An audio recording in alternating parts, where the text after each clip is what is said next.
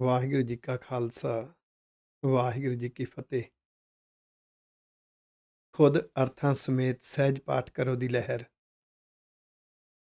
ਘਰ ਘਰ ਤੱਕ ਪਹੁੰਚ ਚੁੱਕੀ ਹੈ। ਅਮਰੀਕਾ ਦੇ ਗੁਰਮਤਿ ਟੀਵੀ ਅਤੇ ਕੈਨੇਡਾ ਦੇ ਗੁਰਗਿਆਨ ਟੀਵੀ ਦਾ ਉਪਰਾਲਾ ਹਰ ਘਰ ਵਿੱਚ ਪਹੁੰਚਿਆ। ਇਹ ਜੋ ਸਾਡਾ ਸਵਾਲ ਜਿਸ ਨੇ ਪੜ੍ਹਿਆ, ਜਿਸ ਨੇ ਸੁਣਿਆ, ਉਹਦੇ ਹਿਰਦੇ 'ਚ ਮਿੱਠਾ ਜਿਹਾ ਹਲੂਣਾ ਮਿਲਦਾ ਹੈ ਜਦੋਂ ਇਹ ਸਵਾਲ ਸਾਹਮਣੇ ਹੁੰਦਾ ਹੈ, ਕੀ ਤੁਸੀਂ ਅਰਥਾਂ ਸਮੇਤ ਸਹਿਜ ਪਾਠ ਸ਼ੁਰੂ ਕਰ ਦਿੱਤਾ ਹੈ? ਨੈਚੁਰਲੀ ਇਸ ਸਵਾਲ ਨੂੰ ਸਾਹਮਣੇ ਰੱਖ ਕੇ ਹਰ ਬੰਦਾ ਆਪਣੇ ਆਪ ਨੂੰ ਇਸ ਸਵਾਲ ਨਾਲ ਜਦੋਂ ਕੰਪੈਰੀਜ਼ਨ ਕਰਕੇ ਦੇਖਦਾ ਹੈ, ਫਿਰ ਇਹਨੂੰ ਲੱਗਦਾ ਹੈ ਕਿਤੇ ਮੈਂ ਲੇਜ਼ੀ ਤਾਂ ਨਹੀਂ, ਕਿਤੇ ਮੈਂ ਇਗਨੋਰੈਂਟ ਤਾਂ ਨਹੀਂ, ਮੈਂ ਲਾਪਰਵਾਹ ਤਾਂ ਨਹੀਂ ਹੋ ਗਿਆ। ਸੱਚਮੁੱਚ ਹੀ ਮੈਨੂੰ ਅਰਥਾਂ ਸਮੇਤ ਸਹਿਜ ਪਾਠ ਕਰਨਾ ਚਾਹੀਦਾ ਹੈ। ਹੁਣ ਤੇ ਬੜਾ ਸੌਖਾ ਹੈ, ਸਿਰਫ ਗੁਰੂ ਦੇ ਪਿਆਰ ਵਿੱਚ 35-40 ਮਿੰਟ ਕੱਢਣੇ ਨੇ। YouTube ਤੇ ਜਾਣਾ ਹੈ, ਗੁਰਗਿਆਨ ਟੀਵੀ ਸਬਸਕ੍ਰਾਈਬ ਕਰਨਾ ਹੈ ਤੇ ਰੋਜ਼ਾਨਾ ਇੱਕ ਵੀਡੀਓ ਅਪਲੋਡ ਹੋ ਰਹੀ ਹੈ, ਉਸ ਨੂੰ ਨੇਤਰਾਂ ਦੇ ਨਾਲ, ਅੱਖਾਂ ਦੇ ਨਾਲ ਦਰਸ਼ਨ ਕਰਨੇ ਨੇ ਤੇ ਕੰਨਾਂ ਦੇ ਨਾਲ ਸੁਣਨਾ ਹੈ। ਅਰਥਾਂ ਸਮੇਤ ਸਹਿਜ ਪਾਠ ਕਰਦਿਆਂ ਗੁਰੂ ਦਾ ਨਜ਼ਰੀਆ, ਗੁਰੂ ਦੇ ਉਪਦੇਸ਼, ਗੁਰਮੁਖ ਸੁਭਾਅ, ਗੁਰਮਤ ਵਾਲੀ ਸੋਚ ਬਾਰੇ ਪਤਾ ਲੱਗਦਾ ਹੈ। ਜੇ ਤੁਸੀਂ ਇਸ ਸਵਾਲ ਨੂੰ ਪੜ੍ਹਦਿਆਂ ਸੁਣਦਿਆਂ ਕਿ ਕੀ ਤੁਸੀਂ ਅਰਥਾਂ ਸਮੇਤ ਸਹਿਜ ਪਾਠ ਸ਼ੁਰੂ ਕਰ ਦਿੱਤਾ ਹੈ ਤੇ ਅੰਦਰ ਸ਼ੁਕਰਾਨਾ ਜਾਗ ਰਿਹਾ, ਸ਼ੁਕਰ ਵਾਹਿਗੁਰੂ ਜੀ ਦਾ, ਹਾਂਜੀ ਕਰ ਦਿੱਤਾ ਜੀ, ਸਗੋਂ ਅਸੀਂ ਤਾਂ ਹੋਰਾਂ ਨੂੰ ਵੀ ਪ੍ਰੇਰਿਤ ਕਰ ਦਿੱਤਾ ਹੈ, ਤਾਂ ਬਹੁਤ ਵੱਡੀ ਖੁਸ਼ੀ ਹੈ, ਬਹੁਤ ਵੱਡਾ ਆਨੰਦ ਹੈ। ਜੇ ਹਾਲੇ ਸ਼ੁਰੂ ਨਹੀਂ ਕੀਤਾ ਤੇ ਅੱਜ ਹੀ ਸ਼ੁਰੂ ਕਰਨਾ ਹੈ। ਆਪਾਂ ਗੁਰੂ ਕੇ ਗੁਰਸਿੱਖਾਂ, ਆਪਾਂ ਤਾਂ ਘਰ ਘਰ ਤੱਕ ਸੰਦੇਸ਼ ਲਿਜਾਣਾ ਹੈ। ਖੁਦ ਅਰਥਾਂ ਸਮੇਤ ਸਹਿਜ ਪਾਠ ਕਰੋ ਦੀ ਲਹਿਰ, ਅਸੀਂ ਅਵੇਸਲੇ ਨਾ ਰਹਿ ਜਾਈਏ, ਸਾਰਿਆਂ ਨੂੰ ਪ੍ਰੇਰਿਤ ਕਰੀਏ। ਅੱਜ ਸਮਾਂ ਮੰਗ ਕਰਦਾ ਹੈ ਗੁਰੂ ਦੇ ਉਪਦੇਸ਼, ਗੁਰੂ ਦੀਆਂ ਸਿੱਖਿਆਵਾਂ ਨੂੰ ਆਪ ਸਮਝੀਏ, ਸੋਚ ਸੁਭਾਅ 'ਤੇ ਲਾਗੂ ਕਰੀਏ, ਸਿੱਖੀਏ ਤੇ ਹੋਰਨਾਂ ਨੂੰ ਪ੍ਰੇਰਿਤ ਕਰੀਏ। ਤੁਹਾਡਾ ਸਾਰਿਆਂ ਦਾ ਧੰਨਵਾਦ ਜੀ।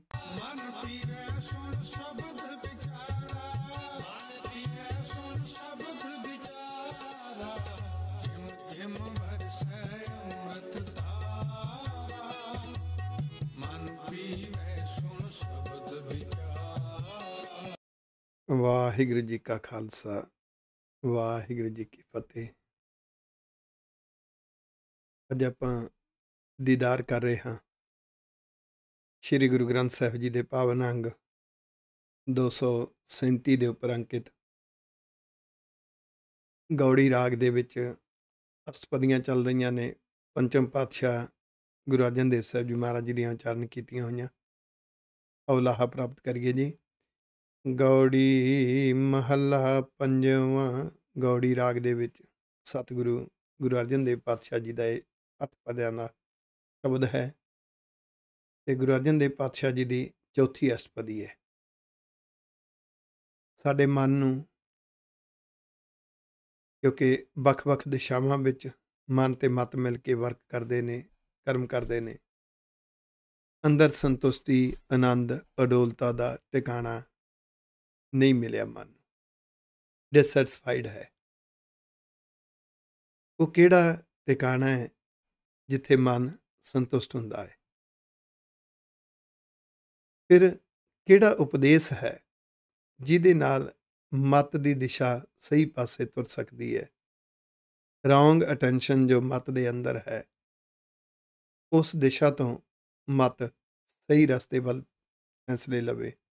ਇਹ 2 ਸਵਾਲ ਰਹਾਉ ਪਦੇ ਵਿੱਚ ਰੱਖੇ ਗਏ ਨੇ ਤੇ ਪਹਿਲੇ ਪਦੇ ਤੋਂ ਗੱਲ ਸ਼ੁਰੂ ਕੀਤੀ ਹੈ। ਕਿਸ ਤਰੀਕੇ ਨਾਲ ਜਦੋਂ ਸਾਡਾ ਜਨਮ ਹੁੰਦਾ ਹੈ ਤੇ ਮਨ ਦੀ ਦਿਸ਼ਾ, ਮਤ ਦੀ ਦਿਸ਼ਾ, ਦੋਨੋਂ ਹੀ ਸੰਸਾਰ ਦੀਆਂ ਉਲਝਣ ਤਾਣੀਆਂ ਵਿੱਚ ਫਸਦੇ ਜਾਂਦੇ ਨੇ। ਆਓ ਗੁਰੂ ਪਾਤਸ਼ਾਹ ਦਾ ਨਜ਼ਰੀਆ, ਗੁਰੂ ਅਰਜਨ ਦੇਵ ਪਾਤਸ਼ਾਹ ਜੀ ਦੇ ਪਾਵਨ ਪਵਿੱਤਰ ਉਪਦੇਸ਼ਾਂ ਤੋਂ ਸਿੱਖਣ ਦਾ ਯਤਨ ਕਰੀਏ ਜੀ। ਪ੍ਰਥਮੇ ਗਰਭ ਬਾਸ ਤੇ ਟਰਿਆ। ਪਹਿਲਾਂ ਤਾਂ ਮਾਤਾ ਦੇ ਗਰਭ ਵਿੱਚ ਸਰੀਰ ਦੀ ਹੋਂਦ ਤਿਆਰ ਹੋਈ, ਸਾਰਾ ਜੀਵਨ ਦਾ ਸਟਰਕਚਰ ਤਿਆਰ ਹੋਇਆ। ਗਰਭ ਅਵਸਥਾ ਤੋਂ ਟਰਿਆ ਤੋਂ ਭਾਵ ਖਲਾਸੀ ਹੋਈ ਬਾਹਰ ਆਇਆ। ਪੁੱਤਰ ਕਲਤਰ ਕੁਟੰਬ ਸੰਗ ਜੁਰਿਆ। ਤਾਂ ਹੁਣ ਇਹ ਮਨ ਦੀ ਅਟੈਚਮੈਂਟ ਬਾਹਰ ਬਣਨੀ ਸ਼ੁਰੂ ਹੋਈ। ਪਹਿਲਾਂ ਪੁੱਤਰ ਪਰਿਵਾਰ ਇਹ ਮਾਪਿਆਂ ਨਾਲ ਜੁੜਿਆ, ਇਹਨੂੰ ਸੋਝੀ ਆਈ। ਇਹਦਾ ਪੂਰਾ ਜ਼ਿਕਰ ਇੱਕ ਸ਼ਲੋਕ ਵਿੱਚ ਪਿੱਛੇ ਆਪਾਂ ਵਿਚਾਰਿਆ ਸੀ। ਪਹਿਲਾ ਪਿਆਰ ਲੱਗਾ ਥਣ ਦੁੱਧ, ਦੂਜਾ ਮਾਏ ਬਾਪ ਕੀ ਸ਼ੁੱਧ, ਤੀਜਾ ਭਈਆ ਭਾਬੀ ਬੇਬ। ਇੱਦਾਂ ਇਹ ਮਨ ਦੀ ਅਟੈਚਮੈਂਟ ਸੰਸਾਰ ਅੰਦਰ ਬਣਦੀ ਗਈ। ਪੁੱਤਰ ਕਲੱਤਰ ਕੁਟੰਬ ਸੰਗ ਜੁਰਿਆ, ਪਰਿਵਾਰ ਦੇ ਮੋਹ ਵਿੱਚ, ਮਮਤਾ ਵਿੱਚ ਇਹਨੂੰ ਲੱਗਣ ਲੱਗਿਆ ਆਹੀ ਮੇਰਾ ਸੰਸਾਰ ਹੈ, ਆਹੀ ਮੇਰੀ ਦੁਨੀਆ ਹੈ। ਥੋੜਾ ਹੋਰ ਵੱਡਾ ਹੋਇਆ, ਭੋਜਨ ਅਨਕ ਪ੍ਰਕਾਰ ਬਹੁ ਕਪਰੇ। ਫਿਰ ਖਾਣਾ ਪੀਣਾ, ਭੋਜਨ ਸਵਾਦ, ਕੱਪੜੇ ਪਹਿਨਣੇ, ਸੋਹਣੇ ਸੋਹਣੇ ਕੱਪੜੇ ਪਹਿਨਾ। ਇਹ ਦਿਸ਼ਾ ਇਸ ਤਰ੍ਹਾਂ ਅੱਗੇ ਵਧੀ। ਸਰ ਪਰ ਗਵਨ ਕਰਹਿੰਗੇ ਬਪਰੇ। ਪਰ ਇਸ ਨੂੰ ਇੱਕ ਚੀਜ਼ ਦਾ ਅੰਦਰ ਅਹਿਸਾਸ ਨਾ ਹੋਇਆ ਕਿ ਇਹ ਜੋ ਕੁਛ ਵੀ ਹੈ, ਜ਼ਿੰਦਗੀ ਦੀਆਂ ਲੋੜਾਂ ਨੇ, ਇਹਦੀ ਇੱਕ ਲਿਮਿਟ ਹੈ। ਕਿਉਂਕਿ ਜੀਵਨ ਦੀ ਵੈਲਿਊ ਹੈ ਤੇ ਟਾਈਮ ਲਿਮਟਿਡ ਮਿਲਿਆ ਹੋਇਆ ਹੈ। ਇੱਕ ਦਿਨ ਸਰ ਪਰ ਗਵਨ ਕਰਾਂਗੇ, ਯਾਨੀ ਇੱਥੋਂ ਤੁਰ ਜਾਣਾ, ਆਖਰ ਇੱਥੋਂ ਚਲੇ ਜਾਣਾ। ਇੱਕ ਦਿਨ ਮੌਤ ਆਉਣੀ ਹੈ। ਬਪਰੇ ਵਿਚਾਰੇ ਇਸ ਜੀਵਨ ਨੇ, ਇਸ ਮਨ ਨੇ ਮੌਤ ਤੱਕ ਪਹੁੰਚ ਜਾਣਾ। ਇੱਕ ਭੁਲੇਖੇ ਵਿੱਚ ਜਿਉਂ ਰਿਹਾ ਹੈ। ਮਨੁੱਖ ਨੂੰ ਲੱਗਦਾ ਹੈ ਕਿ 10 ਕੁ ਸਾਲਾਂ ਤੱਕ ਮੈਂ ਬਹੁਤ ਸੁਖੀ ਹੋ ਜਾਵਾਂਗਾ, ਮੇਰੇ ਆਹ ਮਸਲੇ ਹੱਲ ਹੋ ਜਾਣਗੇ, ਆਹ ਮਸਲੇ ਹੱਲ ਹੋ ਜਾਣਗੇ। ਉਹਦੇ ਪਿੱਛੇ ਸਾਰਾ ਹੀ ਦੌੜ ਲਾ ਦਿੰਦਾ ਹੈ। ਉਹ 10 ਸਾਲ ਆਉਂਦੇ ਨੇ, ਜ਼ਿੰਮੇਵਾਰੀਆਂ ਹੋਰ ਵੱਧ ਜਾਂਦੀਆਂ, ਉਲਝਣ ਤਾਣੀਆਂ ਹੋਰ ਵੱਧ ਜਾਂਦੀਆਂ, ਚਿੰਤਾਵਾਂ ਦੀ ਪੰਡ ਵੱਡੀ ਹੋ ਜਾਂਦੀ ਹੈ। ਫਿਰ ਸੋਚਦਾ ਅਗਲੇ 10 ਸਾਲਾਂ ਤੱਕ ਸੈੱਟ ਹੋ ਜਾਵਾਂਗਾ। ਉੱਥੋਂ ਤੱਕ ਪਹੁੰਚਦਾ ਹੈ ਤੇ ਕਰਜ਼ਿਆਂ ਦੀ ਪੰਡ ਵੀ ਭਾਰੀ ਕਰ ਬੈਠਦਾ ਹੈ, ਉਲਝਣ ਤਾਣੀ ਦੀ ਪੰਡ ਭਾਰੀ ਕਰ ਬੈਠਦਾ ਹੈ, ਤੇ ਕਾਫੀ ਕੁਛ ਇਹਨੂੰ ਲੱਗਦਾ ਹੈ ਜ਼ਿੰਦਗੀ 'ਚੋਂ ਹੁਣ ਜਿਹੜਾ ਹੈ ਉਹ ਗੁਆਚਦਾ ਜਾ ਰਿਹਾ। ਸਤਿਗੁਰੂ ਜੀ ਕਹਿੰਦੇ ਇਹਦਾ ਮਤਲਬ ਇਸ ਮਨ ਨੂੰ ਅਸਲੀ ਰਸਤਾ, ਅਸਲੀ ਟਿਕਾਣਾ, ਅਸਲੀ ਦਿਸ਼ਾ ਨਹੀਂ ਮਿਲ ਸਕੀ। ਹੁਣ ਉਹ ਦੋ ਸਵਾਲ ਇਸ ਰਾਹੋ ਪਦੇ ਵਿੱਚ ਰੱਖ ਰਹੇ ਨੇ। ਕਵਨ ਅਸਥਾਨ ਜੋ ਕਬਹੁ ਨ ਟਰੈ। ਮਨ ਦੇ ਲਈ ਉਹ ਟਿਕਾਣਾ, ਉਹ ਰਸਤਾ ਜਿਹੜਾ ਸਦੀਵੀ ਹੋਵੇ, ਕਦੀ ਵੀ ਟਲੇ ਨਾ, ਜਿਸ ਤੇ ਮਨ ਡੋਲੇ ਨਾ, ਉਹ ਕਿਹੜਾ ਸਥਾਨ ਹੈ, ਕਿਹੜਾ ਟਿਕਾਣਾ ਹੈ। ਕਵਨ ਸ਼ਬਦ ਜਿਤ ਦੁਰਮਤ ਹਰੈ ਰਹਾਉ। ਉਹ ਕਿਹੜਾ ਸ਼ਬਦ ਹੈ, ਸ਼ਬਦ ਦੇ ਅਰਥ ਉਪਦੇਸ਼ ਕਿਹੜਾ ਹੈ, ਕਿਹੜੀ ਸਿੱਖਿਆ ਹੈ ਜਿਹਦੇ ਨਾਲ ਅੰਦਰ ਜਿਹੜੀ ਖੋਟੀ ਮਤ ਹੈ ਉਹ ਦੂਰ ਹੋ ਜਾਵੇ। ਜਦੋਂ ਅਸੀਂ ਖੋਟੀ ਮਤ ਦੀਆਂ ਨਿਸ਼ਾਨੀਆਂ ਗੁਰਬਾਣੀ 'ਚੋਂ ਲੱਭਾਂਗੇ, ਕੁਛ ਚੀਜ਼ਾਂ ਬੇਸਿਕਸ ਨੇ ਜਿਹੜੀਆਂ ਅਸੀਂ ਸਾਰੇ ਹੀ ਆਪਣੀ ਲਾਈਫ ਦੇ ਵਿੱਚ ਐਕਸੈਪਟ ਕਰੀ ਬੈਠੇ ਆ।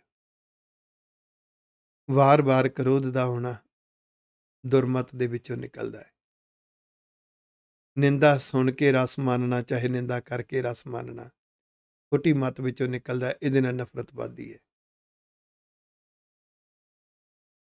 ਲੋਭ ਲਾਲਚ ਹੈ, ਸੈਲਫਿਸ਼ ਹੋ ਜਾਣਾ, ਇਹ ਮਨੁੱਖ ਦੀ ਸੋਚ ਨੂੰ ਛੋਟਾ ਕਰ ਦਿੰਦਾ ਹੈ। ਇਹ ਸਾਰੀਆਂ ਦੁਰਮਤ ਦੀਆਂ ਨਿਸ਼ਾਨੀਆਂ ਨੇ।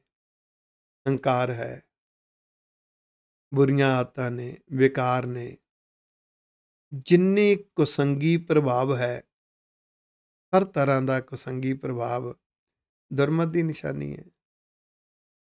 ਜਦੋਂ ਅਸੀਂ ਉਸ ਪੰਕਤੀ ਨੂੰ ਜਿਉਂ ਕੇ ਦੇਖਾਂਗੇ ਜਿਸ ਵਿੱਚ ਗੁਰੂ ਪਾਤਸ਼ਾਹ ਨੇ ਕਿਹਾ ਨਾ, ਬੰਦੇ ਖੋਜ ਦਿਲ ਹਰ ਰੋਜ਼, ਨਾ ਫਿਰ ਪਰੇਸ਼ਾਨੀ ਮਾਹੇ। ਆਪਣੇ ਸੁਭਾਅ ਨੂੰ ਪੜਚੋਲ, ਆਪਣੀ ਸੋਚ ਨੂੰ ਪੜਚੋਲ, ਪਰਖ ਆਪਣੇ ਆਪ ਨੂੰ, ਆਪਣੀ ਖੋਜ ਕਰ, ਤੇ ਫਿਰ ਆਪਣੇ ਹੀ ਸੁਭਾਅ ਵਿੱਚੋਂ, ਆਪਣੇ ਹੀ ਵਿਚਾਰਾਂ ਵਿੱਚੋਂ, ਆਪਣੀ ਹੀ ਸੋਚ ਵਿੱਚੋਂ ਬਹੁਤ ਕਮਜ਼ੋਰੀਆਂ ਮਹਿਸੂਸ ਹੋਣਗੀਆਂ, ਬਸ਼ਰਤੇ ਕਿ ਗੁਰੂ ਗ੍ਰੰਥ ਸਾਹਿਬ ਜੀ ਦੀ ਪਾਵਨ ਗੁਰਬਾਣੀ ਦੇ ਜੋ ਉਪਦੇਸ਼ ਨੇ, ਉਪਦੇਸ਼ ਦੀ ਸੋਝੀ ਅਨੁਸਾਰ, ਗੁਰੂ ਸਾਹਿਬ ਦੇ ਨਜ਼ਰੀਏ ਅਨੁਸਾਰ ਅਸੀਂ ਆਪਣੇ ਸੁਭਾਅ ਨੂੰ ਪਰਖਾਂਗੇ, ਸੋਚ ਨੂੰ ਪਰਖਾਂਗੇ। ਤਾਂ ਉਹ ਕਿਹੜਾ ਉਪਦੇਸ਼ ਹੈ ਜਿਹਦੇ ਨਾਲ ਇਹ ਖੋਟੀ ਮੱਤ ਦੂਰ ਹੋਵੇ, ਇਹ ਰਾਹ ਪਦੇ 'ਚ ਰੱਖ ਦਿੱਤਾ। ਹੁਣ ਅੱਗੇ ਜਾ ਕੇ ਜਵਾਬ ਦੇਣਗੇ, ਉਸ ਤੋਂ ਪਹਿਲਾਂ ਦੱਸ ਰਹੇ ਨੇ ਮਨ ਕਿਸ ਤਰ੍ਹਾਂ ਵੱਖ-ਵੱਖ ਦਿਸ਼ਾਵਾਂ ਵਿੱਚ ਵਰਕ ਕਰ ਰਿਹਾ। ਇੱਕ ਤਾਂ ਹੋ ਗਿਆ ਪਰਿਵਾਰ ਦੇ ਵਿੱਚ, ਖਾਣਾ-ਪੀਣਾ, ਹੋਰ ਆਦਿਕ ਦੇ ਵਿੱਚ ਇਹ ਨਿੱਜੀ ਜ਼ਿੰਦਗੀ ਜਿਹਨੂੰ ਆਪਾਂ ਕਹਿੰਦੇ ਹਾਂ ਪਰਿਵਾਰਕ ਜ਼ਿੰਦਗੀ, ਉਹਦੇ ਵਿੱਚ ਉਲਝਿਆ ਹੋਇਆ ਆਪਣੇ ਸੋਚ ਸੁਭਾਅ ਨੂੰ ਸ਼ਿੰਗਾਰਨ ਤੋਂ ਉਵੇਸਲਾ ਹੈ। ਇਸ ਤੋਂ ਇਲਾਵਾ ਕੁਛ ਧਾਰਮਿਕ ਮੈਥੋਲੋਜੀਕਲੀ ਜਾਂ ਹਿਸਟੋਰੀਕਲੀ ਕੁਛ ਵਰਜ਼ਨਸ ਮਨੁੱਖ ਦੇ ਸਾਹਮਣੇ ਰੱਖੇ ਗਏ, ਵਿਆਖਿਆਵਾਂ ਰੱਖੀਆਂ ਗਈਆਂ। ਉਹਨਾਂ ਦਾ ਜ਼ਿਕਰ ਸਤਿਗੁਰੂ ਜੀ ਕਰ ਰਹੇ ਨੇ। ਇੰਦਰਪੁਰੀ ਮਹਿ ਸਰ ਪਰ ਮਰਨਾ, ਬ੍ਰਹਮਪੁਰੀ ਨਿਹਚਲ ਨਹੀਂ ਰਹਿਣਾ, ਸ਼ਿਵਪੁਰੀ ਕਾ ਹੋਏਗਾ ਕਾਲਾ। ਹੁਣ ਇੱਥੇ 3 ਜ਼ਿਕਰ ਆਏ, ਇੰਦਰਪੁਰੀ, ਬ੍ਰਹਮਪੁਰੀ, ਸ਼ਿਵਪੁਰੀ। ਧਾਰਮਿਕ ਦੁਨੀਆ ਵਿੱਚ ਜਦੋਂ ਕਿਸੇ ਦੇ ਅੰਦਰ ਵਿਸ਼ਵਾਸ ਹੁੰਦਾ ਹੈ, ਉਹ ਜਿਸ ਇਸ਼ਟ ਦੇਵਤੇ ਪ੍ਰਤੀ ਵਿਸ਼ਵਾਸ ਹੁੰਦਾ ਹੈ ਤੇ ਉਹਦੀ ਜਿਹੜੀ ਕਰਮ ਭੂਮੀ ਹੁੰਦੀ ਹੈ ਉਸ ਦੇਵਤੇ ਦੀ ਇਸ਼ਟ ਦੀ, ਜਿੱਥੇ ਉਹਨੇ ਵਰਕ ਕੀਤਾ ਹੁੰਦਾ ਹੈ, ਉਸ ਨੂੰ ਪਵਿੱਤਰ ਨਗਰੀ ਦੇ ਤੌਰ ਤੇ ਮਨੁੱਖ ਐਕਸੈਪਟ ਕਰਦਾ ਹੈ। ਫਿਰ ਜੇ ਤਾਂ ਉਸ ਨੂੰ ਧਰਮ ਦਾ ਅਸਲੀ ਕਨਸੈਪਟ ਪਤਾ ਲੱਗ ਜਾਵੇ ਕਿ ਸੁਭਾਅ ਬਦਲਣਾ ਹੈ, ਸੋਚ ਬਦਲਣੀ ਹੈ, ਉਪਦੇਸ਼ ਜ਼ਿੰਦਗੀ 'ਚ ਲਾਗੂ ਕਰਨੇ ਨੇ, ਜੀਵਨ ਸਫਲ ਕਰਨਾ ਹੈ, ਫਿਰ ਤੇ ਸਹੀ ਦਿਸ਼ਾ ਮਿਲ ਜਾਏਗੀ। ਅਗਰ ਉਹ ਆਪਣੇ ਸੁਭਾਅ ਨੂੰ ਬਦਲਣਾ ਨਹੀਂ ਚਾਹੁੰਦਾ, ਸੋਚ ਨੂੰ ਬਦਲਣਾ ਨਹੀਂ ਚਾਹੁੰਦਾ, ਕੇਵਲ ਧਰਮ ਦੇ ਕਰਮਾਂ ਕਰਕੇ ਹੀ ਸੋਚਦਾ ਹੈ ਸਭ ਕੁਝ ਹੋ ਜਾਏਗਾ, ਇੱਦਾਂ ਕਹਿ ਲਓ, ਇੱਕ ਹੈ ਸ਼ਰਧਾ, ਇੱਕ ਹੈ ਗਿਆਨ। ਦੋਨਾਂ ਦਾ ਬੈਲੈਂਸ ਚਾਹੀਦਾ ਹੈ। ਗਿਆਨ ਤੋਂ ਬਿਨਾਂ ਸ਼ਰਧਾ ਅੰਧੀ ਹੈ। ਅੰਧੀ ਸ਼ਰਧਾ ਕਰਮਕਾਂਡ ਵਿੱਚ, ਪਾਖੰਡਵਾਦ ਵਿੱਚ, ਵਿਖਾਵੇ ਦੇ ਧਰਮ ਵਿੱਚ ਉਲਝ ਸਕਦੀ ਹੈ। ਸੋਚ ਸੁਭਾਅ ਮਨਮੁਖ ਰਹਿ ਜਾਏਗਾ, ਸੋਚ ਮਨਮਤ ਵਾਲੀ ਰਹਿ ਜਾਏਗੀ, ਕਰਮ ਧਰਮ ਦੇ ਚੱਲਦੇ ਰਹਿਣਗੇ, ਜੇ ਉਸਨੇ ਗਿਆਨ ਸ਼ਰਧਾ ਦੇ ਨਾਲ ਨਾ ਜੋੜਿਆ। ਅਗਰ ਗਿਆਨ ਹੈ, ਸ਼ਰਧਾ ਨਹੀਂ ਹੈ, ਤਾਂ ਉਹ ਗਿਆਨ ਹੰਕਾਰ ਪੈਦਾ ਕਰ ਦੇਗਾ, ਧੜੇਬੰਦੀਆਂ ਪੈਦਾ ਕਰੇਗਾ। ਉਹ ਕੰਸਟਰਕਟਿਵ ਦੀ ਬਜਾਏ ਡਿਸਟਰਕਟਿਵ ਹੋ ਜਾਏਗਾ। ਯਾਨੀ ਉਸਾਰੂ ਰਿਜ਼ਲਟ ਨਹੀਂ ਆਉਣਗੇ, ਉਜਾੜੂ ਰਿਜ਼ਲਟ ਆਉਣਗੇ, ਨਤੀਜੇ। ਗੁਰਬਾਣੀ ਅੰਦਰ ਗਿਆਨ ਤੇ ਸ਼ਰਧਾ ਦੋਨਾਂ ਦਾ ਬੈਲੈਂਸ ਸਿਖਾਇਆ ਗਿਆ।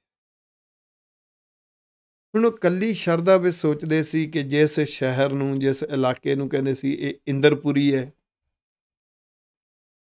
ਇੱਥੇ ਰਹਿਣ ਵਾਲਾ ਸਿੱਧਾ ਮੁਕਤ ਹੋਏਗਾ। ਕਿਸੇ ਇਲਾਕੇ ਨੂੰ ਕਹਿੰਦੇ ਸੀ ਉਹ ਬ੍ਰਹਮਾ ਦੀ ਪੁਰੀ ਹੈ, ਇੱਥੇ ਰਹਿਣ ਵਾਲਾ ਉਹਦੇ ਪਾਪ ਕੱਟੇ ਜਾਂਦੇ ਨੇ। ਕਿਸੇ ਇਲਾਕੇ ਨੂੰ ਕਹਿੰਦੇ ਸੀ ਸ਼ਿਵਪੁਰੀ ਹੈ। ਬਨਾਰਸ ਦੇ ਵਿੱਚ ਇੱਕ ਜਗ੍ਹਾ ਜਿੱਥੇ ਕਹਿੰਦੇ ਸੀ ਜੇ ਤੈਨੂੰ ਇੱਥੇ ਆਰੇ ਨਾਲ ਚੀਰਿਆ ਜਾਂਦਾ ਹੈ ਤੂੰ ਸਿੱਧਾ ਸ਼ਿਵਾ ਦੀ ਪੁਰੀ 'ਚ ਜਾਏਗਾ, ਇਹ ਸ਼ਿਵਪੁਰੀ ਦਾ ਸਥਾਨ ਹੈ ਤੇ ਤੇਰੇ ਸਾਰੇ ਪਾਪ ਕੱਟੇ ਜਾਣਗੇ। ਇਸ ਤਰ੍ਹਾਂ ਦੀ ਮਿੱਥ ਜਾਂ ਇਸ ਤਰ੍ਹਾਂ ਦੀ ਵਿਆਖਿਆ, ਇਸ ਤਰ੍ਹਾਂ ਦਾ ਵਰਜ਼ਨ ਦੁਨੀਆ ਦੇ ਸਾਹਮਣੇ ਸੀ। ਸਤਿਗੁਰੂ ਜੀ ਕਹਿੰਦੇ ਭਾਵੇਂ ਤਾਂ ਕੋਈ ਇੰਦਰਪੁਰੀ ਵਿੱਚ ਜਿਉ ਰਿਹਾ, ਮਰਨਾ ਉਹਨੇ ਵੀ ਹੈ। ਇੰਦਰਪੁਰੀ ਮੈਂ ਸਰ ਪਰ ਮਰਨਾ। ਚਾਹੇ ਬ੍ਰਹਮਪੁਰੀ ਵਿੱਚ, ਬ੍ਰਹਮਾ ਦੀ ਪੁਰੀ ਜਿਹੜੀ ਬ੍ਰਹਮਾ ਦੀ ਨਗਰੀ ਮੰਨਦੇ ਸੀ, ਉੱਥੇ ਜਿਉ ਰਿਹਾ ਤੇ ਉਹਨੇ ਵੀ ਨਿਚਲ ਨਹੀਂ ਰਹਿਣਾ। ਸ਼ਿਵਪੁਰੀ ਕਾ ਹੋਏਗਾ ਕਾਲਾ, ਭਾਵੇਂ ਉਹ ਸ਼ਿਵਪੁਰੀ ਵਿੱਚ ਰਹਿ ਰਿਹਾ, ਕਾਲ ਇੱਕ ਦਿਨ ਆਉਣਾ ਹੀ ਆਉਣਾ। ਗੱਲ ਇਹ ਨਹੀਂ ਤੁਸੀਂ ਕਿੱਥੇ ਰਹਿ ਰਹੇ ਹੋ, ਗੱਲ ਇਹ ਨਹੀਂ ਧਰਮ ਦੇ ਕਰਮ ਕਿਹੜੇ ਕਰ ਰਹੇ ਹੋ, ਗੱਲ ਤਾਂ ਇਹ ਹੈ ਅੰਦਰ ਤ੍ਰੈ ਗੁਣ ਮਾਇਆ ਬਿਨ ਸਬਿਤਾਲਾ। ਅੰਦਰ 3 ਗੁਣਾ, ਮਾਇਆ ਦੇ 3 ਗੁਣ ਮੰਨੇ ਨੇ, ਉਹਦਾ ਪ੍ਰਭਾਵ ਹੈ ਮਨੁੱਖ ਦੇ ਸੁਭਾਅ ਤੇ ਸੋਚ ਤੇ। ਤਮੋ ਗੁਣ, ਰਜੋ ਗੁਣ, ਸਤੋ ਗੁਣ। ਪਿੱਛੇ ਆਪਾਂ ਵਿਚਾਰਿਆ ਸੀ ਤਮੋ ਗੁਣ, ਤਮਾ ਬਿਰਤੀ, ਹਰ ਪੱਖ ਤੇ ਜੋ ਵੀ ਹੈ ਮੈਨੂੰ ਮਿਲੇਗਾ ਕੀ, ਸੈਲਫਿਸ਼, ਲੋਭੀ ਥਾਟ, ਸੈਲਫਿਸ਼, ਸਵਾਰਥੀ ਸੋਚ। ਜੋ ਵੀ ਕੰਮ ਕਰਨਾ ਹੈ ਉਹਦੇ ਪਿੱਛੇ ਮੈਨੂੰ ਮਿਲੇਗਾ ਕਿ ਦੁਨਿਆਵੀ ਪ੍ਰਾਪਤੀ ਕੀ ਹੋਏਗੀ।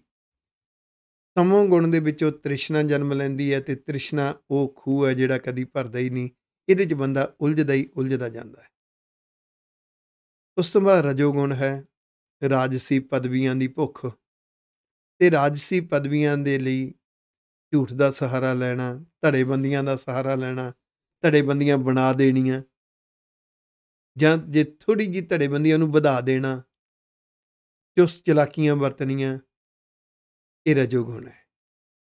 ਸੋਚ ਸੁਭਾਅ 'ਤੇ ਲਾਗੂ ਹੋ ਜਾਂਦਾ ਹੈ। ਜਦੋਂ ਉਹੀ ਲੋਭ ਪਦਵੀ ਵਾਸਤੇ ਹੁੰਦਾ, ਪਹਿਲਾਂ ਹੁੰਦਾ ਦੁਨਿਆਵੀ ਪ੍ਰਾਪਤੀਆਂ ਵਾਸਤੇ ਤਮੋ ਗੁਣ, ਫਿਰ ਉਹ ਰਾਜਸੀ ਪਾਵਰ, ਪੋਲੀਟੀਕਲ ਪਾਵਰ ਵਾਸਤੇ, ਤਾਂ ਫਿਰ ਉਹ ਰਜੋਗੁਣ ਬਣ ਜਾਂਦਾ। ਤੀਸਰਾ ਸਤੋਗੁਣ ਹੈ, ਨਿਭਾਉਣਾ ਧਰਮ ਹੈ, ਪਰ ਧਰਮ ਦੇ ਕਰਮ ਕਰਦਿਆਂ ਇੱਛਾਵਾਂ ਦੁਨਿਆਵੀ ਇੱਛਾਵਾਂ ਨੇ। ਜਦ ਕਿ ਗੁਰਬਾਣੀ ਸਾਨੂੰ ਜ਼ਿੰਦਗੀ ਦਾ ਬੈਲੈਂਸ ਬਣਾਉਣਾ ਸਿਖਾਉਂਦੀ ਹੈ, ਲੋਭੀ ਹੋਣ ਤੋਂ ਬਚਣਾ ਸਿਖਾਉਂਦੀ ਹੈ, ਸਬਜ਼ ਬਾਗ ਵਿੱਚ ਉਲਝਣ ਦੀ ਬਜਾਏ ਗਰਾਊਂਡ ਰਿਐਲਿਟੀ ਵਾਲਾ ਜੀਵਨ ਜਿਉਣਾ ਸਿਖਾਉਂਦੀ ਹੈ ਪਾਵਨ ਗੁਰਬਾਣੀ।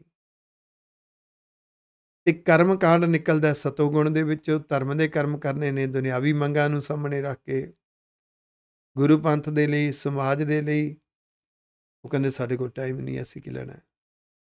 ਇਹ ਜਿਹੜੇ ਤ੍ਰੈਗੁਣ ਮਾਇਆ ਹੈ, ਬੰਦੇ ਨੂੰ ਉਲਝਾਉਂਦੀ, ਸੁਭਾਅ ਸੋਚ ਵਿੱਚ ਉਲਝਣ ਤਾਣੀ ਪੈਦਾ ਕਰਦੀ, ਬਿਨਸ ਮਿਤਾਲਾ। ਇਹਦੇ ਨਾਲ ਅੰਦਰੋਂ ਗੁਣ ਤੇ ਆਤਮਿਕ ਜੀਵਨ ਬਿਨਸ ਜਾਂਦਾ ਹੈ, ਤੇ ਜਿਹੜਾ ਜੀਵਨ ਹੈ ਨਾ, ਉਹ ਜੀਵਨ ਬੇਤਾਲਾ ਹੋ ਜਾਂਦਾ ਹੈ, ਇੰਬੈਲੈਂਸਡ ਹੁੰਦਾ ਹੈ। ਜੇ ਅੰਦਰੋਂ ਸੋਚ ਕਰਕੇ ਸੋਚੀਏ ਤਾਂ ਅੰਦਰੋਂ ਇੰਬੈਲੈਂਸਡ ਹੁੰਦਾ ਹੈ, ਤੇ ਜੇ ਬਾਹਰੋਂ ਦੇਖੀਏ ਤਾਂ ਉਹ ਮਿਸਮੈਨੇਜਡ ਹੁੰਦਾ ਹੈ। ਮਨੁੱਖ ਇਸ ਵਿੱਚ ਉਲਝਿਆ ਰਹਿੰਦਾ। ਇਹ ਦੂਸਰਾ ਪਦਾ। ਹੁਣ ਤੀਸਰੇ ਪਦੇ ਵਿੱਚ ਗਿਰ ਤਰ ਧਰਨ ਗਗਨ ਅਰ ਤਾਰੇ, ਰਾਵ ਸਸ ਪਵਨ ਪਾਵਕ ਨੀਰਾਰੇ, ਦਿਨਸ ਰੈਣ ਬਹੁਤ ਅਰ ਭੇਦਾ। ਹੁਣ ਰੱਬ ਦੀ ਬਣਾਈ ਸ੍ਰਿਸ਼ਟੀ ਨੂੰ ਦੇਖੀਏ, ਉੱਥੇ ਗਿਰ ਪਹਾੜ ਨੇ, ਤਰ ਹੁੰਦਾ ਬ੍ਰਿਕਸ਼ ਰੁੱਖ ਨੇ, ਧਰਨ ਧਰਤੀ ਹੈ, ਗਗਨ ਆਕਾਸ਼ ਹੈ, ਆਕਾਸ਼ ਦੇ ਵਿੱਚ ਤਾਰੇ ਨੇ, ਫਿਰ ਚੰਦਰਮਾ ਹੈ, ਫਿਰ ਸੂਰਜ ਹੈ, ਰਬ ਸੱਸ, ਪਵਨ ਹਵਾ ਹੈ, ਪਾਵਕ ਅੱਗ ਹੈ, ਨੀਰਾਰੇ ਪਾਣੀ ਹੈ। ਇਹ ਪੰਜ ਤੱਤਾਂ ਦਾ ਸਾਰਾ ਜਿਹੜਾ ਯੂਨੀਵਰਸ ਬਣਿਆ ਹੋਇਆ ਹੈ। ਉਹਦੇ 'ਚ ਦਿਨਸ ਰੈਣ ਬਰਤ ਅਰ ਭੇਦਾ, ਫਿਰ ਦਿਨ ਰੈਣ ਨੇ। ਇਹ ਸਾਰਿਆਂ ਦੇ ਸਿਸਟਮ ਦੇ ਵਿੱਚ ਮਨੁੱਖ ਨੇ ਧਰਮ ਦੇ ਕਰਮਾਂ ਨੂੰ ਔਰ ਵੱਖ-ਵੱਖ ਵਖਰੇਵੇਂ ਜਿਹੜੇ ਨੇ, ਇਹਨੂੰ ਸਮਝਣ ਦੇ ਲਈ, ਔਰ ਉਸੇ ਵਖਰੇਵਿਆਂ ਨੂੰ ਆਪਣੀ ਸੋਚ ਸੁਭਾਅ 'ਤੇ ਲਾਗੂ ਕਰ ਲਿਆ। ਉਹ ਵਖਰੇਵੇਂ ਮਨੁੱਖ ਦੇ ਸਮਾਜਿਕ ਦ੍ਰਿਸ਼ਟੀਕੋਣ ਵਿੱਚ ਵੀ ਆਏ, ਉਹ ਮਨੁੱਖ ਦੇ ਸਮਾਜਿਕ ਦ੍ਰਿਸ਼ਟੀਕੋਣ ਵਿੱਚ ਵੀ ਆਏ, ਪਰਿਵਾਰਕ ਦ੍ਰਿਸ਼ਟੀਕੋਣ ਵਿੱਚ ਵੀ, ਧਾਰਮਿਕ ਦ੍ਰਿਸ਼ਟੀਕੋਣ ਵਿੱਚ ਵੀ। ਤੇ ਅਸਲੀ ਗੱਲ ਸਮਝੀ ਨਹੀਂ ਕਿ ਇਹ ਜੋ ਕੁਝ ਵੀ ਦੇਖ ਰਹੇ ਹਾਂ ਪੰਜ ਤੱਤਾਂ ਦਾ ਯੂਨੀਵਰਸ, ਇਹਦੇ ਵਿੱਚ ਨਿਜ਼ਮ ਕਿਹਦਾ ਚੱਲ ਰਿਹਾ ਹੈ, ਸ਼ਕਤੀ ਕਿਹਦੀ ਹੈ, ਜਿਸ ਦੇ ਵਰਤਾਰੇ ਚੱਲ ਰਹੇ ਨੇ, ਜਿਸ ਨੇ ਇਹ ਪੈਦਾ ਕੀਤੇ, ਜਿਸ ਨੇ ਇਹਨਾਂ ਨੂੰ ਕਿਸੇ ਨਿਯਮਾਵਲੀ ਦੇ ਵਿੱਚ ਪਰੋ ਦਿੱਤਾ, ਚੱਲ ਰਹੇ ਨੇ, ਔਰ ਜਿਸ ਦੀ ਸ਼ਕਤੀ ਇਹਨਾਂ ਵਿੱਚ ਸਮਾਈ ਹੋਈ ਹੈ, ਉਹਦੇ ਨਾਲੋਂ ਮਨੁੱਖ ਦਾ ਭੇਦ ਵਖਰੇਵਾਂ ਬਣਿਆ ਰਿਹਾ। ਸ਼ਾਸਤ ਸਿਮਰਤ ਬਿਨ ਸੈਗਾ ਵੇਦਾ, ਸ਼ਾਸਤ ਸਿਮਰਤ ਵੇਦ ਉਹਨਾਂ ਨੂੰ ਪੜ੍ਹਦਾ ਰਿਹਾ, ਸੁਣਦਾ ਰਿਹਾ, ਪਰ ਇਹਨੂੰ ਪਤਾ ਨਾ ਲੱਗਿਆ ਕਿ ਧਾਰਮਿਕ ਗ੍ਰੰਥਾਂ ਰਾਹੀਂ ਤਾਂ ਅੰਦਰ ਗੁਣਾਂ ਨੂੰ ਬਣਾ ਕੇ ਰੱਖਣਾ ਸੀ, ਗੁਣ ਤਾਂ ਬਿਨਸਦੇ ਜਾ ਰਹੇ ਨੇ। ਅੰਦਰੋਂ ਸਭ ਕੁਝ ਤੇਰਾ ਬਿਨਸ ਰਿਹਾ, ਅੰਦਰੋਂ ਤੂੰ ਗੁਣਾਂ ਵਾਲੇ ਪੱਖ ਤੋਂ ਕਮਜ਼ੋਰ ਹੋ ਰਿਹਾ, ਤਾਂ ਇਹਨੂੰ ਅਸਲੀਅਤ ਦਿਸ਼ਾ ਨਾ ਮਿਲ ਸਕੀ ਧਰਮ ਦੀ ਦੁਨੀਆ ਵਿੱਚ ਵੀ। ਹੁਣ ਇਹ ਯੂਨੀਵਰਸ ਨੂੰ ਵੀ ਦੇਖਦਾ ਰਿਹਾ, ਧਾਰਮਿਕ ਗ੍ਰੰਥਾਂ ਨਾਲ ਵੀ ਵਾਹ ਵਾਸਤਾ ਪਿਆ। ਇਸ ਚੀਜ਼ ਦਾ ਇਹਨੂੰ ਭੇਦ ਨਹੀਂ ਲੱਗ ਰਿਹਾ ਅੰਦਰੋਂ ਬਿਨਸ ਕੀ ਰਿਹਾ ਹੈ। ਅੰਦਰੋਂ ਤੇਰੇ ਘਟ ਕੀ ਰਿਹਾ, ਮਰਦਾ ਕੀ ਪਿਆ। ਤੀਰਥ ਦੇਵ ਦੇਹੁਰਾ ਪੋਥੀ, ਮਾਲਾ ਤਿਲਕ ਸੋਚ ਪਾਕ ਹੋਤੀ। ਧੋਤੀ ਡੰਡੌਤ ਪ੍ਰਸਾਦਨ ਭੋਗਾ, ਗਵਨ ਕਰੈ ਗੋ ਸਗਲੋ ਲੋਗਾ। ਹੁਣ ਤੀਰਥਾਂ ਤੇ ਵੀ ਗਿਆ, ਦੇਵੀ ਦੇਵਤੇ ਵੀ ਪੂਜੇ, ਪੋਥੀ ਆਦਿਕ ਧਾਰਮਿਕ ਗ੍ਰੰਥ ਵੀ ਪੜ੍ਹੇ, ਔਰ ਮਾਲਾ ਵੀ ਪਹਿਨ ਲਈ, ਤਿਲਕ ਵੀ ਲਾ ਲਿਆ। ਇਹ ਵੀ ਰੱਖ ਲਿਆ ਕਿ ਮੇਰੀ ਰਸੋਈ ਪਵਿੱਤਰ ਹੋਣੀ ਚਾਹੀਦੀ ਹੈ, ਸੋਚ ਪਾਕ ਹੋਤੀ। ਸੁੱਚ ਮੇਰੀ ਰਸੋਈ ਸੁਚਮਤਾ ਵਾਲੀ ਹੋਵੇ। ਧੋਤੀ ਆਦਿਕ ਪਹਿਨ ਲਈ, ਡੰਡੌਤ ਵੀ ਕਰ ਲਈ, ਪ੍ਰਸ਼ਾਦਨ ਭੋਗਾ, ਭੋਗ ਵੀ ਭੋਗ ਲਏ। ਪਰ ਇੱਕ ਗੱਲ ਨਾ ਸਮਝ ਸਕੇ, ਗਵਨ ਕਰੇਗੋ ਸਗਲੋ ਲੋਗਾ, ਕਿ ਇਸ ਜ਼ਿੰਦਗੀ ਦੀ ਵੈਲਿਊ ਕਿੰਨੀ ਹੈ। ਆਖੋ ਵਾਹਿਗੁਰੂ, ਕਿਉਂਕਿ ਇਹ ਤਾਂ ਇੱਕ ਦਿਨ ਚਲੇ ਜਾਣਾ ਹੈ। ਜੇ ਵੈਲਿਊ ਹੈ, ਇੱਥੇ ਗੁਰਮਤ ਦਾ ਸਭ ਤੋਂ ਕਮਾਲ ਦਾ ਦ੍ਰਿਸ਼ਟੀਕੋਣ ਹੈ। ਸਤਿਗੁਰੂ ਜੀ ਨੇ ਸਿੱਖ ਨੂੰ ਐਸਾ ਬਣਾਇਆ, ਐਸਾ ਘੜਿਆ, ਸਿੱਖ ਦੀ ਸੋਚ ਤੇ ਸੁਰਤ ਐਸੀ ਕਰ ਦਿੱਤੀ ਕਿ ਗੁਰੂ ਕਾ ਗੁਰਸਿੱਖ ਆਪਣੇ ਪਰਿਵਾਰ ਲਈ ਵੀ, ਆਪਣੇ ਬੱਚਿਆਂ ਲਈ ਵੀ ਕੁਝ ਕਰੇਗਾ, ਔਰ ਬੈਲੈਂਸ ਬਣਾਏਗਾ, ਔਰ ਸੁਸਾਇਟੀ ਲਈ ਵੀ ਕਰੇਗਾ, ਔਰ ਉਹ ਕੌਮ ਦੇ ਲਈ ਵੀ ਕਰੇਗਾ, ਮਨੁੱਖਤਾ ਲਈ ਵੀ ਕੁਝ ਕਰੇਗਾ। ਇਸ ਲਈ ਅੱਜ ਸਮੁੱਚੀ ਦੁਨੀਆ 'ਤੇ ਸਿੱਖ ਕੌਮ ਪਰਉਪਕਾਰੀ ਕੌਮ ਦੇ ਤੌਰ 'ਤੇ ਉੱਭਰ ਕੇ ਸਾਹਮਣੇ ਆਈ ਹੈ। ਇੱਕ ਦੂਸਰੇ ਦੀ ਹੈਲਪ ਕਰਨੀ।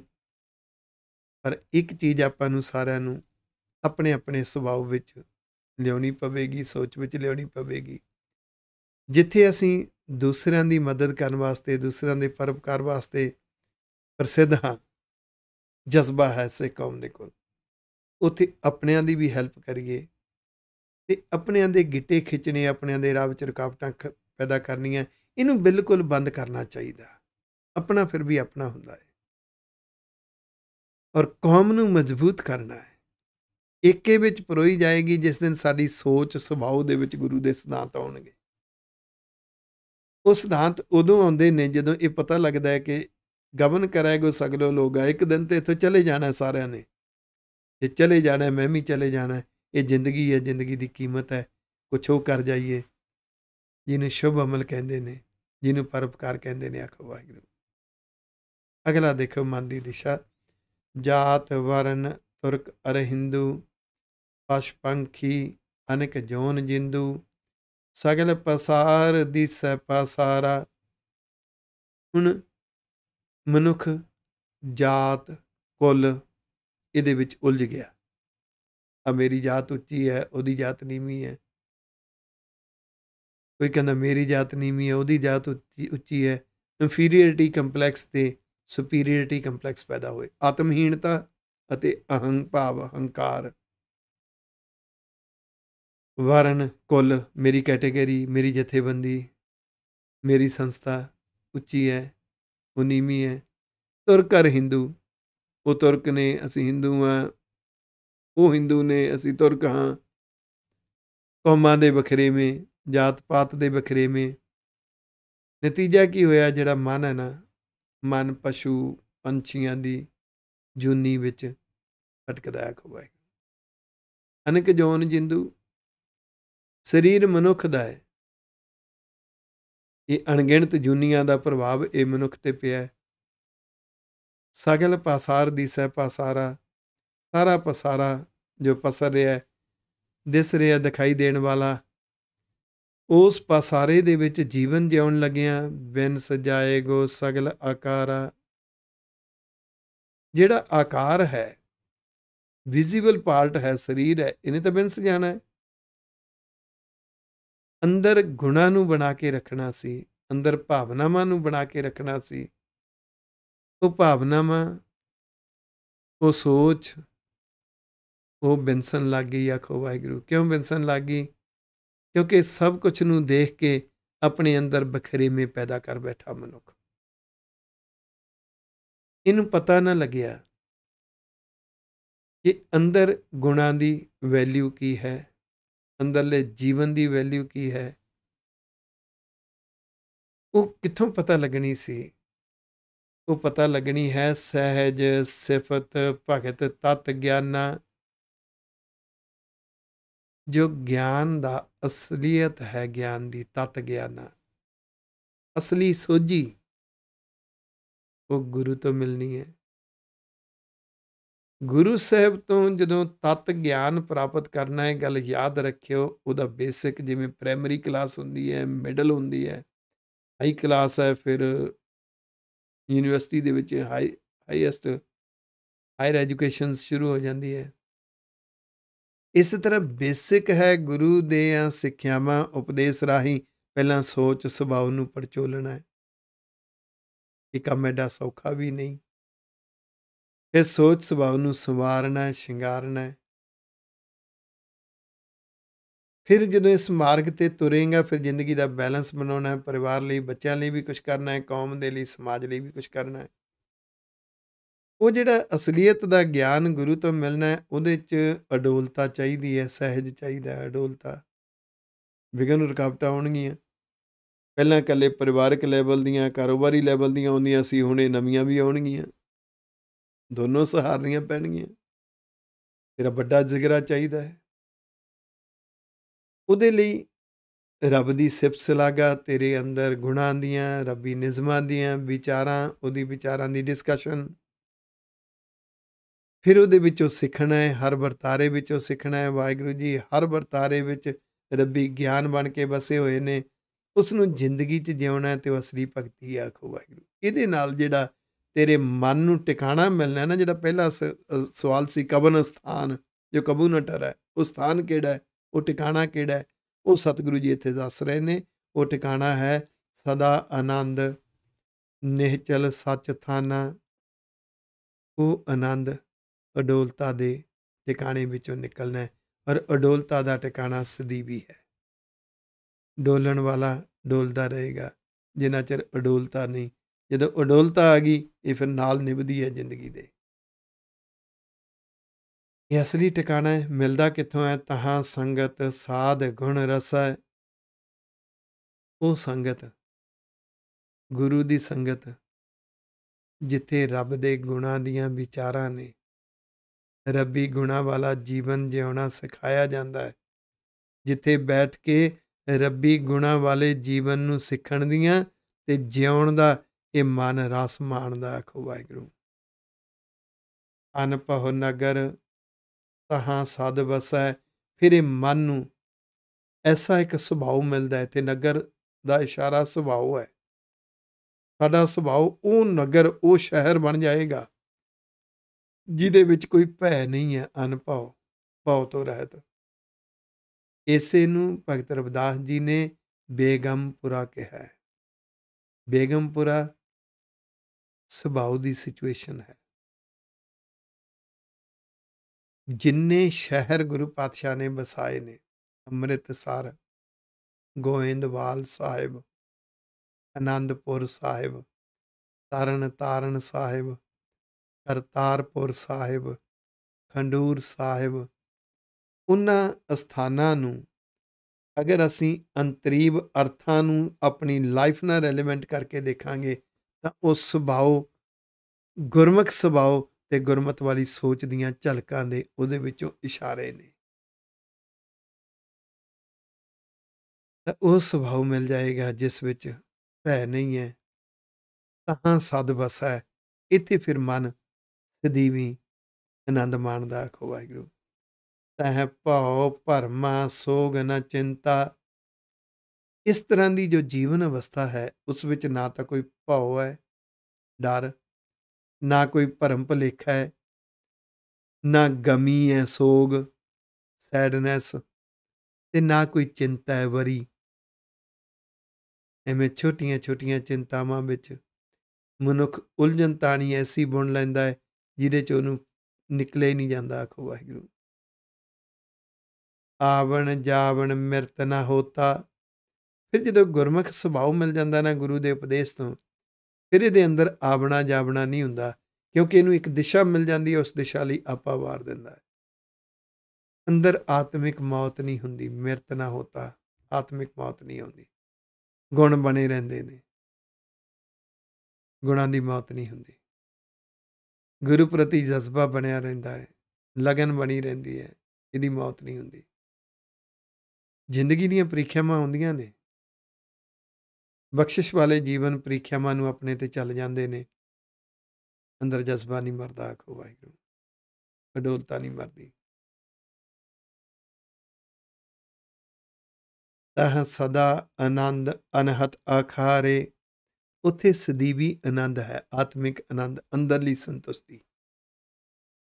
ਅਨਹਤ ਆਖਾਰੇ, ਅੰਦਰ ਗੁਰੂ ਦੇ ਉਪਦੇਸ਼ ਰਹਿਨਮਾਈ ਕਰਦੇ ਨੇ, ਉਪਦੇਸ਼ ਗੂੰਜਦੇ ਨੇ, ਗੁਰੂ ਦੇ ਉਪਦੇਸ਼ ਯਾਦ ਆ ਜਾਂਦੇ ਨੇ, ਭਾਵਨਾਵਾਂ ਤੇ ਹਾਵੀ ਰਹਿੰਦੇ ਨੇ। ਇਸ ਤਰ੍ਹਾਂ ਇਹ ਮਨ ਇਸ ਤਰ੍ਹਾਂ ਦੇ ਸੁਭਾਅ ਤੇ ਸੋਚ ਦੇ ਅਖਾੜੇ ਵਿੱਚ ਜਿਉਂਦਾ ਹੈ। ਭਗਤ ਵਸਹਿ ਕੀਰਤਨ ਆਧਾਰੇ। ਉਹ ਜੀਵਨ ਭਗਤ ਹੁੰਦੇ ਨੇ। ਉਹ ਹਰ ਵੇਲੇ ਰੱਬੀ ਨਿਜ਼ਮਾਂ ਦੀਆਂ, ਰੱਬ ਦੇ ਗੁਣਾਂ ਦੀਆਂ, ਰੱਬੀ ਉਪਦੇਸ਼ਾਂ ਦੀਆਂ ਵਿਚਾਰਾਂ ਕਰਦੇ ਨੇ। ਇਹ ਵਿਚਾਰਾਂ ਕਰਨੀਆਂ ਉਹਨਾਂ ਦਾ ਕੀਰਤਨ ਹੈ ਤੇ ਇਹੋ ਹੀ ਆਧਾਰੇ ਓਟ ਆਸਰਾ ਹੈ। ਜਿਉਂ-ਜਿਉਂ ਰੱਬ ਦੇ ਗੁਣਾਂ ਦੀਆਂ, ਰੱਬ ਦੇ ਨਿਜ਼ਮਾਂ ਦੀਆਂ ਵਿਚਾਰਾਂ ਕਰਦੇ ਨੇ, ਮਨ ਨੂੰ ਹੌਸਲੇ ਮਿਲਦੇ ਨੇ, ਮਨ ਵਿੱਚ ਵਿਸ਼ਵਾਸ ਪੈਦਾ ਹੁੰਦਾ ਹੈ, ਲਗਨ ਪੈਦਾ ਹੁੰਦੀ ਹੈ। ਡੋਲਣ ਵਾਲਾ ਮਨ, ਗੁਰੂ ਦੇ ਪਰਉਪਕਾਰ ਦੇ ਮਾਰਗ ਤੇ ਡੋਲਣ ਵਾਲਾ ਮਨ ਉਦੋਂ ਹੀ ਡੋਲੇਗਾ ਜਦੋਂ ਉਹਦੇ ਕੰਨਾਂ ਵਿੱਚ ਜਾਂ ਉਹਦੀ ਜ਼ੁਬਾਨ ਦੇ ਉੱਪਰ ਉਸ ਤਰ੍ਹਾਂ ਦੇ ਵਿਚਾਰ ਜ਼ਿਆਦਾ ਹਾਵੀ ਹੁੰਦੇ ਨੇ ਜਿਹੜੇ ਡੁਲਾਉਣ ਵਾਲੇ ਨੇ, ਭੈ ਪੈਦਾ ਕਰਨ ਵਾਲੇ ਨੇ। ਕਿਉਂਕਿ ਗੁਰੂ ਕੀਆਂ ਵਿਚਾਰਾਂ ਦੀ ਆਦਤ ਨਹੀਂ। ਪਾਰ ਬ੍ਰਹਮ ਕਾ ਅੰਤ ਨਾ ਪਾਰ। ਫਿਰ ਵਾਹਿਗੁਰੂ ਜੀ ਦੀ ਬਖਸ਼ਿਸ਼ ਹੁੰਦੀ ਹੈ ਤੇ ਵਾਹਿਗੁਰੂ ਜੀ ਬੇਅੰਤ ਨੇ, ਉਹਨਾਂ ਦਾ ਕੋਈ ਭੇਦ ਨਹੀਂ ਪਾ ਸਕਦਾ। ਕੌਣ ਕਰੈ ਤਾਂ ਕਾ ਵਿਚਾਰ। ਹਾਂ, ਰੱਬ ਦੇ ਨਿਜ਼ਮਾਂ ਦੀਆਂ, ਗੁਣਾਂ ਦੀਆਂ, ਬਖਸ਼ਿਸ਼ਾਂ ਦੀਆਂ, ਰੱਬੀ ਉਪਦੇਸ਼ ਦੀਆਂ ਵਿਚਾਰਾਂ ਕਰਨੀਆਂ ਨੇ। ਪਰ ਇਹਦਾ ਮਤਲਬ ਇਹ ਨਹੀਂ ਹੈ ਕਿ ਉਹਦੇ ਬਾਰੇ ਪੂਰਾ ਜਾਣ ਲਿਆ। ਫਾਈਨਲ ਵਰਜ਼ਨ ਨਹੀਂ ਹੋ ਸਕਦਾ, ਆਖਰੀ ਸੱਚ ਕੁਛ ਨਹੀਂ ਹੋ ਸਕਦਾ। ਫਲਾਣੇ ਨੇ ਇੱਦਾਂ ਕਿਹਾ ਸੀ ਜੀ, ਫਿਰ ਕੀ ਹੋ ਗਿਆ ਜੇ ਕਿਹਾ ਸੀ? ਉਹ ਆਖਰੀ ਸੱਚ ਥੋੜ੍ਹਾ ਹੀ ਹੈ। ਫਲਾਣਾ ਤਾਂ ਇੱਦਾਂ ਸਮਝਾਉਂਦਾ ਸੀ ਜੀ, ਫਿਰ ਕੀ ਹੋ ਗਿਆ? ਆਖਰੀ ਸੱਚ ਨਹੀਂ ਹੋ ਸਕਦਾ, ਉਹ ਬੇਅੰਤ ਹੈ।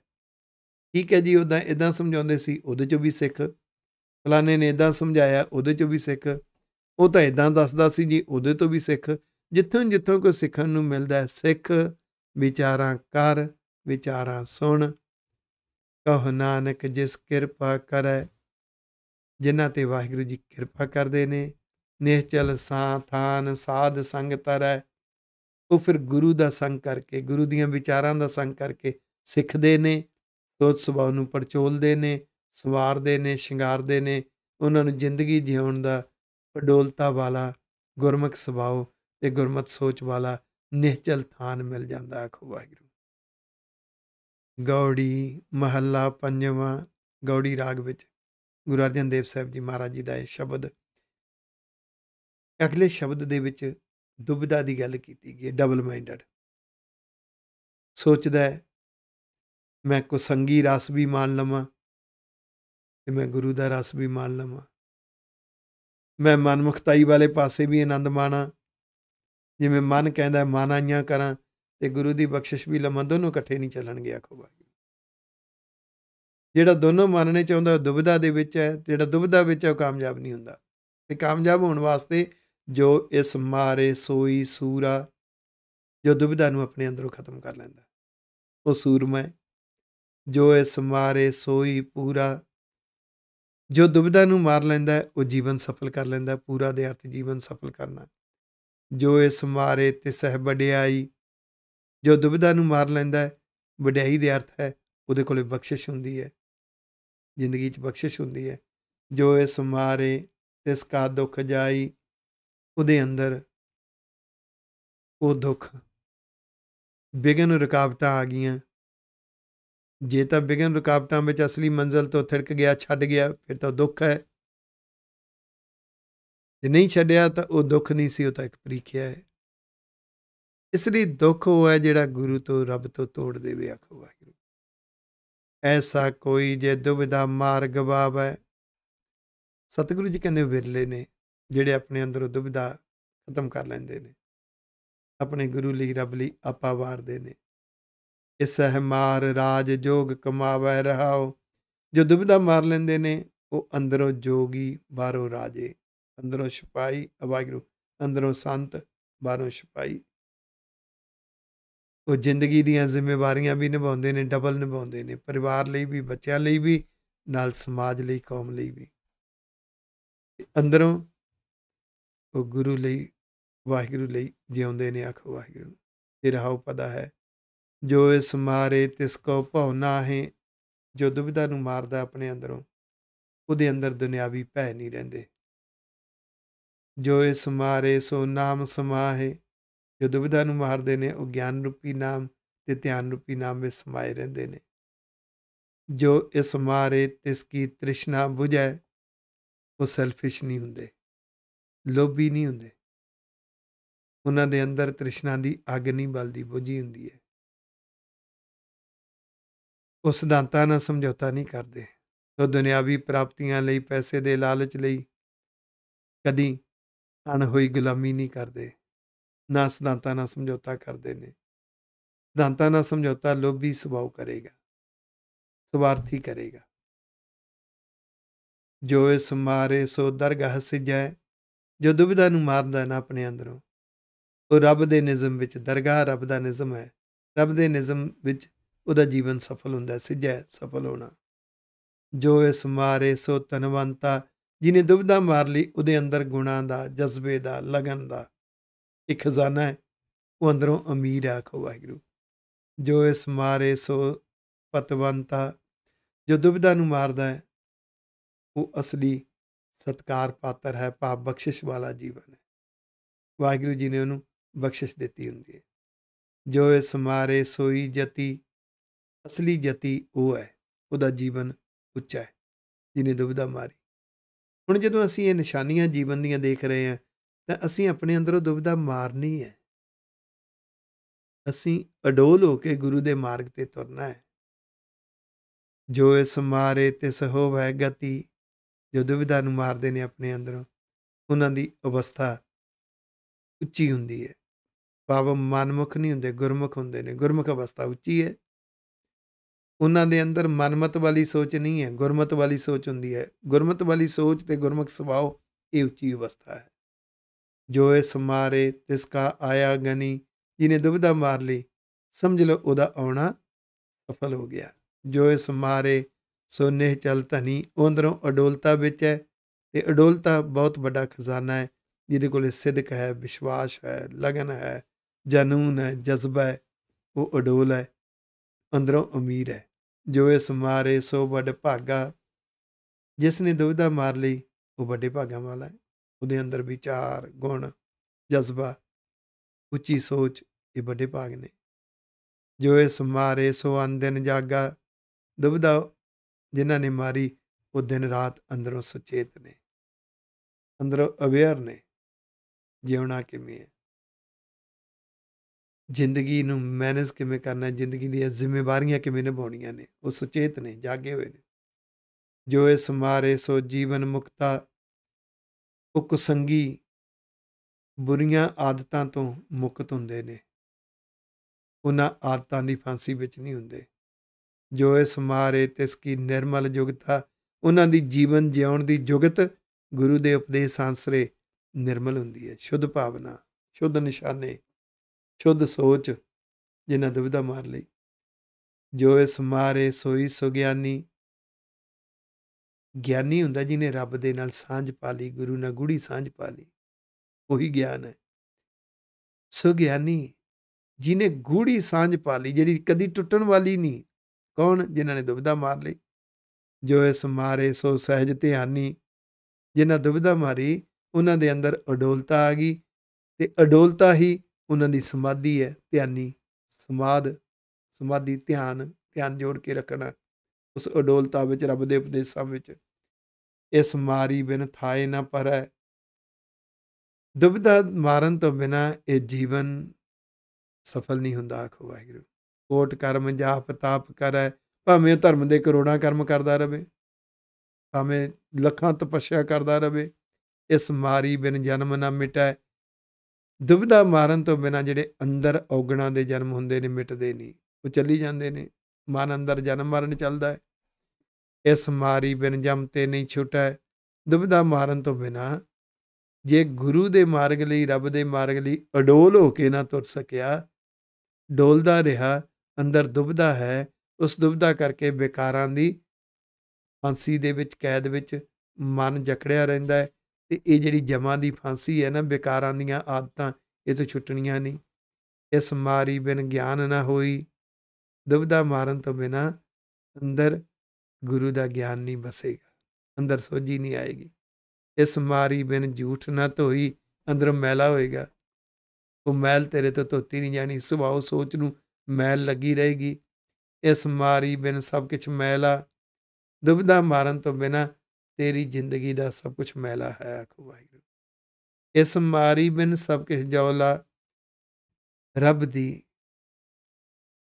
ਮਾਰਗ ਤੇ ਤੁਰਨ ਵਾਸਤੇ ਅਗਰ ਦੁਬਿਧਾ ਨਾ ਮਰੀ ਤੇ ਤੇਰੇ ਅੰਦਰ ਬਖਰੇਵਾ ਰਵੇਗਾ। ਜੋ ਕੁਛ ਵੀ ਜ਼ਿੰਦਗੀ ਦੇ ਚਾਰ ਚਫੇਰੇ ਹੈ, ਉਹ ਰੱਬ ਤੋਂ ਦੂਰੀ ਪਵਾਉਣ ਵਾਲਾ ਹੀ ਬਣੇਗਾ। ਰੱਬ ਤੋਂ ਉਹਨੇ ਦੂਰੀ ਪਵਾਉਣੀ ਹੈ। ਸਭ ਕੁਛ ਜੌਲਾ, ਜੋ ਕੁਛ ਵੀ ਹੈ ਉਹਨੇ ਤੇਰਾ ਤੇ ਰੱਬ ਦਾ ਭੇਦ ਪਵਾ ਕੇ ਰੱਖਣਾ। ਤੈਨੂੰ ਲੱਗੇਗਾ ਰੱਬ ਕਿਤੇ ਹੋਰ ਹੈ, ਮੈਂ ਕਿਤੇ ਹੋਰ ਹਾਂ। ਜਾ ਕੋ ਭੈ ਕਿਰਪਾਲ ਕਿਰਪਾ ਨਿਧ, ਜਿਨ੍ਹਾਂ ਤੇ ਵਾਹਿਗੁਰੂ ਸੱਚੇ ਪਾਤਸ਼ਾਹ ਕਿਰਪਾ ਦੇ ਖਜ਼ਾਨੇ ਬਖਸ਼ਿਸ਼ ਕਰਦੇ ਨੇ। ਇਸ ਭਈ ਖਲਾਸੀ ਹੋਈ ਸਗਲ ਸਿੱਧ, ਫਿਰ ਉਹ ਬਖਸ਼ਿਸ਼ ਦੇ ਆਸਰੇ ਸਾਰੀਆਂ ਹਰ ਤਰ੍ਹਾਂ ਦੀਆਂ ਆਦਤਾਂ ਤੋਂ ਮੁਕਤ ਹੁੰਦੇ ਨੇ। ਉਹਨਾਂ ਦਾ ਜੀਵਨ ਹਰ ਪੱਖੋਂ ਸਫਲ ਹੋ ਜਾਂਦਾ ਹੈ। ਕਦੋਂ? ਗੁਰ ਦੁਬਿਧਾ ਜਾ ਕੀ ਹੈ ਮਾਰੀ, ਗੁਰੂ ਦੇ ਉਪਦੇਸ਼ ਰਾਹੀਂ। ਪਹਿਲਾਂ ਤਾਂ ਗੁਰੂ ਦੇ ਉਪਦੇਸ਼ ਨਾਲ ਸੋਚ ਸੁਭਾਅ ਨੂੰ ਪੜਚੋਲਣਾ, ਫਿਰ ਸੰਵਾਰਨਾ, ਸ਼ਿੰਗਾਰਨਾ। ਜਦੋਂ ਸੋਚ ਸੁਭਾਅ ਸੰਵਰ ਜਾਏਗਾ, ਸ਼ਿੰਗਾਰਿਆ ਜਾਏਗਾ, ਗੁਰੂ ਦੇ ਮਾਰਗ ਤੇ ਅਡੋਲ ਹੋ ਕੇ ਤੁਰੇਗਾ, ਤੇ ਇਸ ਤਰੀਕੇ ਨਾਲ ਮੇਰੇ ਗੁਰੂ ਦੇ ਗੁਰਸਰੂਪ ਨੇ, ਗੁਰ ਉਪਦੇਸ਼ ਨੇ ਇਹ ਦੁਬਿਧਾ ਜਿਨ੍ਹਾਂ ਦੀ ਮਾਰ ਦਿੱਤੀ। ਕਹੋ ਨਾਨਕ ਸੋ ਬ੍ਰਹਮ ਵਿਚਾਰੀ, ਨਾਨਕ ਜੀ ਕਹੋ। ਗੁਰੂ ਅਰਜਨ ਦੇਵ ਸਾਹਿਬ ਜੀ ਨਾਨਕ ਸ਼ਬਦ ਵਰਤ ਕੇ ਸਾਨੂੰ ਕਹਿ ਰਹੇ ਨੇ, ਕਹਿੰਦੇ ਸੋ ਬ੍ਰਹਮ ਵਿਚਾਰੀ। ਵਿਚਾਰ ਹੁੰਦਾ ਹੈ ਸਾਂਝ ਪਾਉਣੀ, ਗੂੜੀ ਸਾਂਝ। ਵਾਹਿਗੁਰੂ ਜੀ ਨਾਲ ਗੂੜੀ ਸਾਂਝ ਪਾ ਕੇ ਰੱਖਦੇ ਨੇ। ਉਹ ਰੱਬੀ ਵਿਚਾਰਾਂ ਕਰਦੇ ਰਹਿੰਦੇ ਨੇ, ਰੱਬੀ ਵਿਚਾਰਾਂ ਨੂੰ ਤੋਂ ਸਿੱਖਦੇ ਨੇ, ਰੱਬੀ ਵਿਚਾਰਾਂ ਨੂੰ ਜ਼ਿੰਦਗੀ ਜਿਉਂਦੇ ਨੇ। ਸਤਿਗੁਰੂ ਕਿਰਪਾ ਕਰਨ ਸਾਨੂੰ ਸਾਰਿਆਂ ਨੂੰ ਆਤਮਿਕ ਜੀਵਨ ਜੁਗਤ ਗੁਰਬਾਣੀ ਤੋਂ ਮਿਲਦੀ ਰਹੇ। ਭੁੱਲਾਂ ਚੁੱਕਾਂ ਦੀ ਖਿਮਾ ਜੀ। ਵਾਹਿਗੁਰੂ ਜੀ ਕਾ ਖਾਲਸਾ, ਵਾਹਿਗੁਰੂ ਜੀ ਕੀ ਫਤਿਹ।